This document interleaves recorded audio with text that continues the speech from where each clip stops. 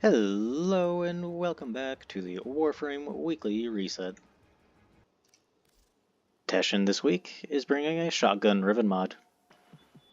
In Nightwave this week, the challenges are Eternal Guardian, complete 2 Void Armageddon missions, Gatherer, collect 4,000 resources, Profit Taker, kill the Profit Taker, The Price of Freedom, free 1 captured Solaris using a random crown, Eximus, and then the 30 Eximus, 15 missions, and 500 enemies. Special items this week are the Atomos Solstice Skin Blueprint, the Marilock Desert Camo Skin Blueprint, the Sindo Manticore Skin Blueprint, the Nightwave Emblem, the Saturn VI Chestplate, the Emissary Ornament, the Gamma Color Palette, the Dark Dagger Blueprint, the Saturn VI Ornament, the Ceramic Dagger Blueprint, the Noro Stencil, and the Saturn VI Scene. Special mods this week are Metamorphic Magazine for the Gorgon, adds 90% magazine capacity and 90% ammo maximum, and inflicting 20 cumulative attacks on an enemy will petrify them for 5 seconds. Wild Frenzy for the Gorkata, secondary fire will shoot with 400% bonus fire rate until the magazine is empty, killing 2 or more enemies will refund 100% of the ammo. Bursting Mass for the Mulus Quanta, the infested mass accumulates 200% of the damage that goes through it and deals it in 15-meter radius when it expires. Secondary fire will manually detonate an existing mass. Dizzying Rounds for the Bronco. Shots from less than 8 meters stun enemies and open them to finishers. Also adds 200% status chance. Skull Shots for the Viper. On headshot, plus 100% ammo efficiency for 2 seconds. In Normal Path Circuit this week, we have Gara, Korra, and Revenant. In the Steel Path circuit this week, we have Lex, Magistar, Boltor, Bronco, and the Ceramic Dagger, plus the Rivens and Kuva. The Archon hunt this week is Naira, with an Extermination and Interception before the fight. In Deep Archimedia this week, the personal modifiers are Hypersensitive, duration of negative status effects is tripled, Untreatable, pickups do not heal and Hef Orbs cannot be picked up, Frang Curse Syndrome, activating an ability inflicts 50 damage on you, and Dull Blades, which is a minus 50% melee combo chance. For mission deviations and variables, we have Mirror Defense first, with the deviation of Barbed Glyphs. Each glyph inflicts a small amount of damage when collected, with the risk variable of commanding Culverins. Rogue Culverins equip weapons that deal 5 times damage to Overguard and Necromex, with the elite risk variable being Devil's Bargain.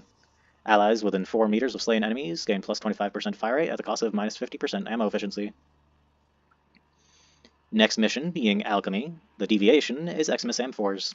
Eximus units always drop Amphors, but they are the only units that drop them, with the risk variable of Bolstered Belligerence. All enemies have Overguard equal to 50% of their max health, with the elite risk variable being Explosive Potential. Rupturing Fragments replace Shuffling Fragments. And finally, the Survival, with the deviation of Parasitic Towers.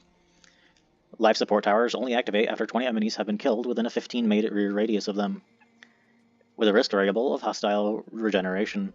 Enemy health slowly regenerates, with the elite risk variable of Alluring Arcocanids. As rogue Arcocanids charge attacks, they pull Warframes towards them. In Temporal Archimedia this week, the personal modifiers are Fractured Armor. Casting ability reduces armor by 10% for 10 seconds. Undersupplied, max ammo on all weapons reduced by 75%. Transference Distortion, transference into Operator and Drifter is blocked. And Constricted, max energy is reduced by 75%. For missions, starting with Legocyte Harvest, the deviation is Growth Hormones. Legocytes are more powerful with each generation, but take longer to escape, with the risk variable of Arcade Automata. Enemy guns launch large, slow-moving orbs instead of their usual ordnance, with the elite risk variable of Entanglement. Allies within 4 meters of slain enemies endure reduced movement speed and parkour velocity. The next mission of Stage Defense, with the deviation of Miasmite Mash. Enemies drop Miasmites upon death that immediately rush Flare, with the risk variable of Corrupted Flesh. Tuckrat enemies are infused with Fervon and take damage over time. They explode when killed and leave behind deadly Fervon in their wake, with the elite risk variable of Heavy Warfare. Enemies take 95% less damage from non-heavy weapons. Enemies will drop heavy ammo packs, and heavy weapon recall time is reduced to 5 seconds. And finally, Hellscrub Tech Rot, with the deviation of Sporogenesis. Tech Rot tumors appear near Hellscrubbers, increasing the rate of life support decay with each active tumor. With a risk variable of It's Alive. Within the underground, hostile overgrowths will attack if players stop moving. With the elite risk variable of Bolstered Belligerence. All enemies have overguard equal to 50% of their max health. Don't forget to come to Maru for your free Iatan treasure. And don't forget to come to Darvo for your free Clem blueprint. And don't forget to come to Paladino to trade in your Irvin slivers. And don't forget that Dog Days is currently live. Complete the missions to get the glyphs and Nakak pearls. And come to Cetus to trade in those Nakak pearls to Nakak by clicking on Beach Toys and buying whatever you want here.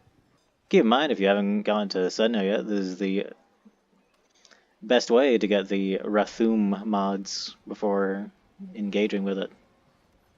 Also, the nice bonk hammer skin. Very cool. Thanks for watching.